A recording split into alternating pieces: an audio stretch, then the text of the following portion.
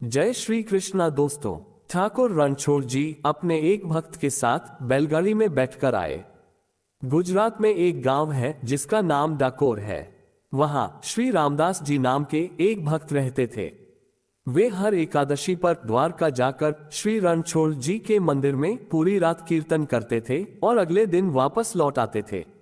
जब वे वृद्ध हो गए तो भगवान ने उनसे घर पर ही कीर्तन करने को कहा, परंतु उन्होंने ठाकुर जी की ये बात नहीं मानी। उनकी निष्ठा देखकर प्रभु उनसे प्रसन्न हो गए और बोले, तुम्हारे यहाँ आने का कष्ट मुझसे सहन नहीं होता, तुम मुझे अपने घर ले चलो। ठाकुर रणछोड़ जी की डाकोर के साथ जाने की योजना। ठाकुर जी ने कहा, अगली बार गाड़ी लेकर आना, मैं तुम्हारे साथ चलूंगा। इस पर रामदास जी बोले, प्रभु मैं तो बूढ़ा हो गया हूं और आप तो नव किशोर हैं, मैं आपको कैसे उठा पाऊंगा? और फिर हर रात आपके मंदिर के बाहर ताला भी लग जाता है, ये कैसे संभव होगा?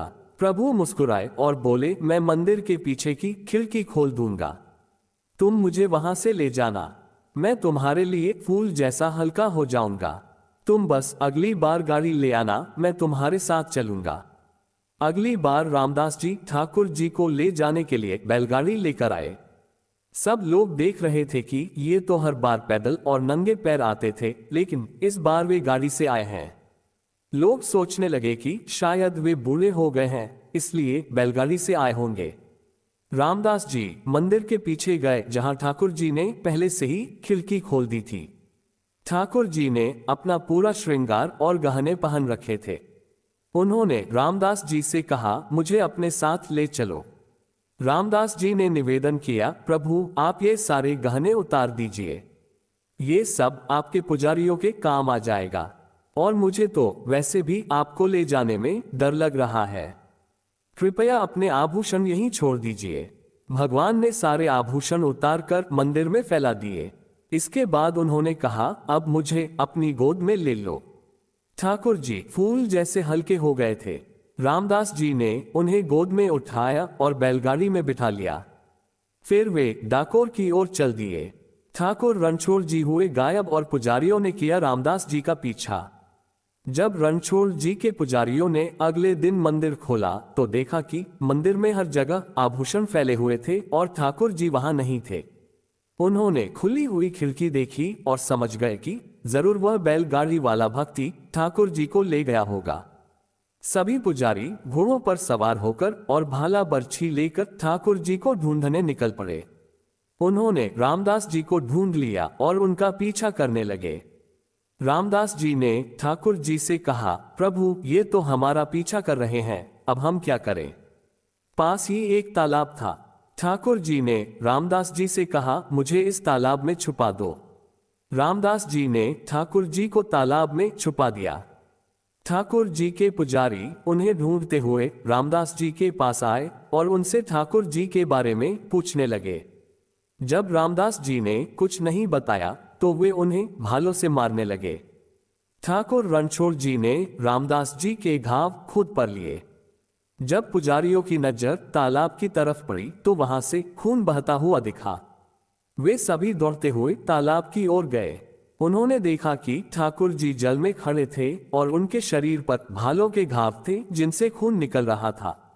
पुजारियों ने ठाकुर जी से वापस चलने को कहा। ठाकुर जी ने उनसे कहा, तुम जैसे निर्दयी लोगों के साथ मैं वापस नहीं चलूंगा, मैं तो रामदास जी के साथ जाऊंगा। पुजारियों ने ठाकुर जी से कहा, प्रभु आपकी वजह से जो धन राशि मिलती है उसी से हमारा जीवन चलता है। ठाकुर जी ने उत्तर दिया, बस धन की ही बात है ना। रामदास जी तुम सबको मेरे वजन के बराबर सोना दे देंगे। सारे पुजारी ये सुनकर खुश हो गए और इस प्रस्ताव पर राजी हो गए।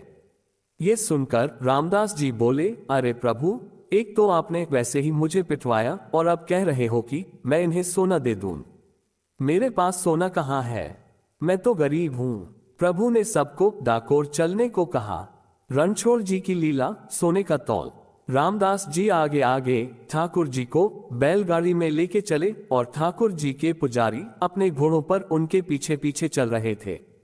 डाकोर पहुंचने के बाद ठाकुर जी ने रामदास जी से कहा कि एक तराजू ले आओ और उसकी एक तरफ सारा सोना रख दो। ठाकुर जी खुद तराजू के एक तरफ बैठ गए। रामदास जी ने कहा, प्रभु हमारे पास तो सोना है ही नहीं। ठाकुर जी ने कहा, तुम्हारी पत्नी की एक छोटी पतली सी नथ सोने की है, उसे ले आओ, मैं उसी में तुल जाऊंगा। जैसे ही रामदास जी ने वह सोने की नथ तराजू के दूसरे पलड़े में रखी तो वह पलड़ा भारी हो गया। ठाकुर जी ने अपने पुजारियों से कहा, सोना तो मेरे वजन से बहुत ज्यादा है, लेकिन रामदास जी उदार हैं, तुम ये सारा सोना ले जाओ। पुजारियों ने उनसे कहा, प्रभु हमारे साथ ऐसा न करें। ठाकुर जी ने उत्तर दिया, मैं रामदास जी को छोड़कर जाने वाला नहीं हूं।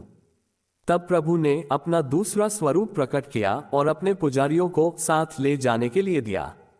श्री रणछोड़ जी रामदास जी के घर में ही विराजे। इस प्रसंग में भक्ति का प्रताप प्रकट होता है। भक्त के शरीर पर पड़ी चोट को प्रभु ने अपने ऊपर ले लिया। रामदास जी भगवान को एक डाकू की तरह लूट लाए थे, इसलिए उनके गांव का नाम डाकोर पड़ा।